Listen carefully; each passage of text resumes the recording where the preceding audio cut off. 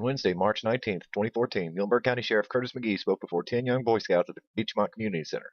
Curtis covered several beneficial topics of law enforcement as well as basic safety points and good decision making before swearing these young boys in as junior deputies. I believe I can. I want to lift some food. I am really glad to be with you. My name is Curtis McGehee. I'm with the Sheriff's Department here in Muhlenberg County. I enjoy talking to Cub Scouts, Boy Scouts, and young men. I really appreciate you and what you mean to our community and your involvement in the Scouts.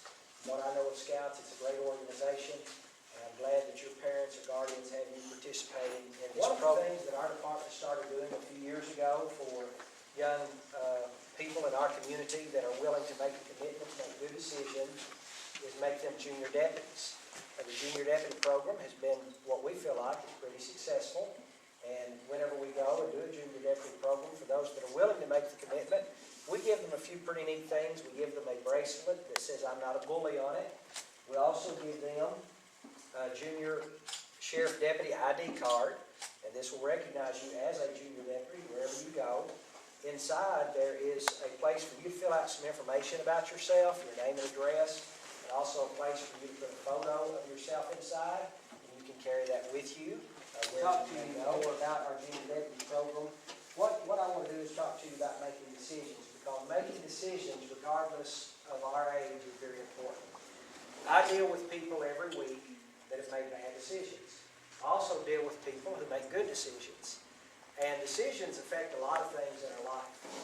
If we make a decision to drive too fast, then we could get a ticket. And of course, you're not driving yet. There's something. Now, I was talking to the third grade class at Central City Elementary this morning. One of the things that I talked to them about was what I call the thought of the stoplight or the traffic light. Traffic light, of course, has got three colors. You've got green, which means what?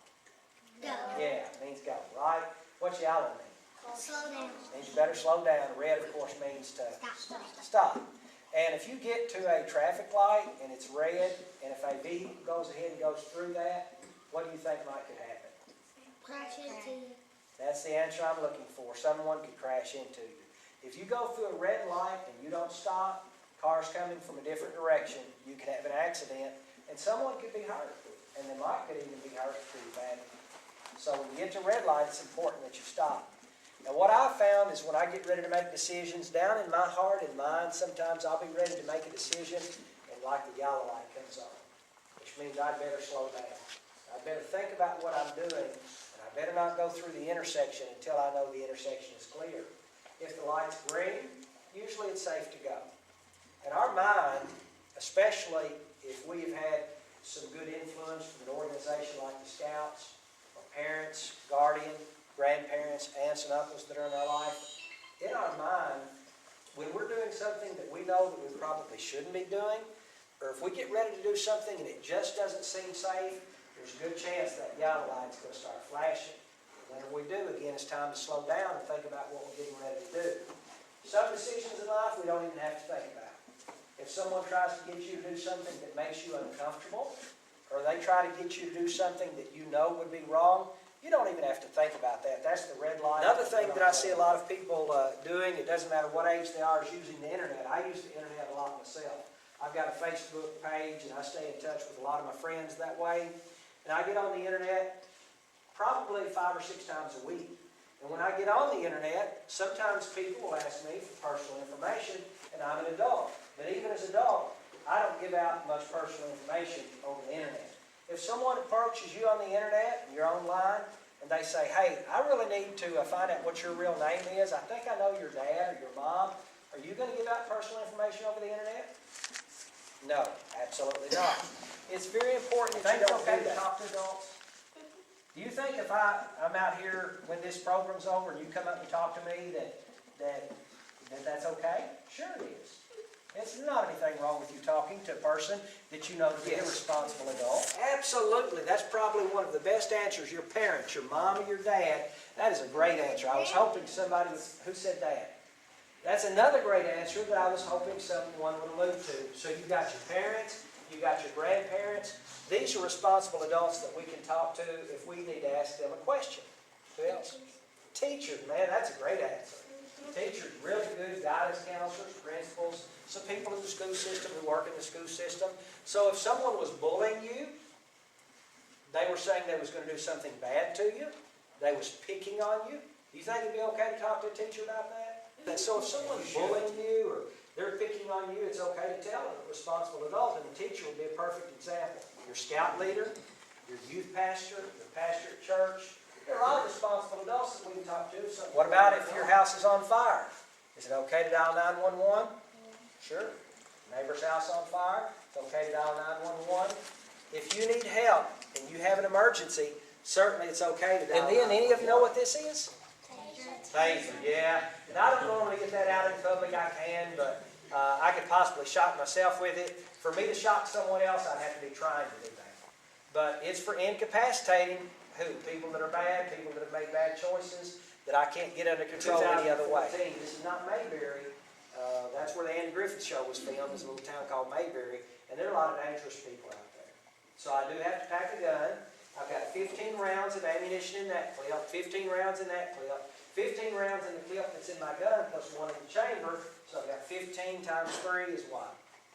45, and one in the chamber is total 46 bullets here. So this, I really get tired of wearing all this. It's really heavy, as you might imagine.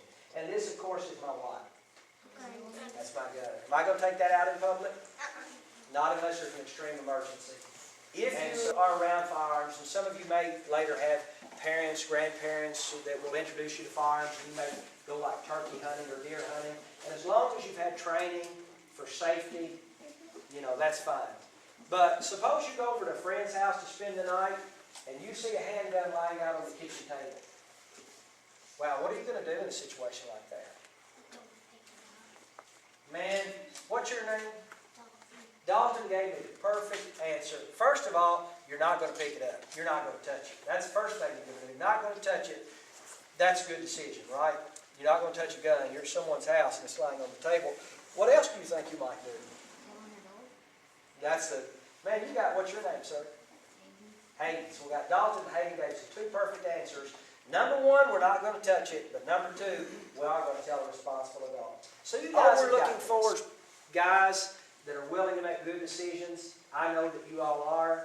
And as long as you're willing to make good decisions, we want to recognize you for that by making you play that. Again, we don't want to permanently hurt someone. What we want to do is we want to eliminate the threat.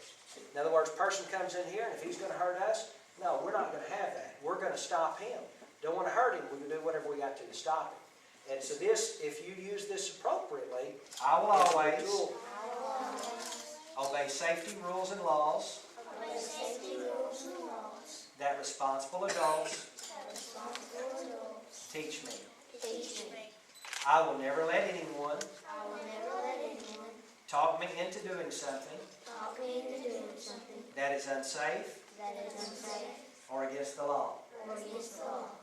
If I find myself in need of help, I will be willing to speak with a responsible adult or dial 911.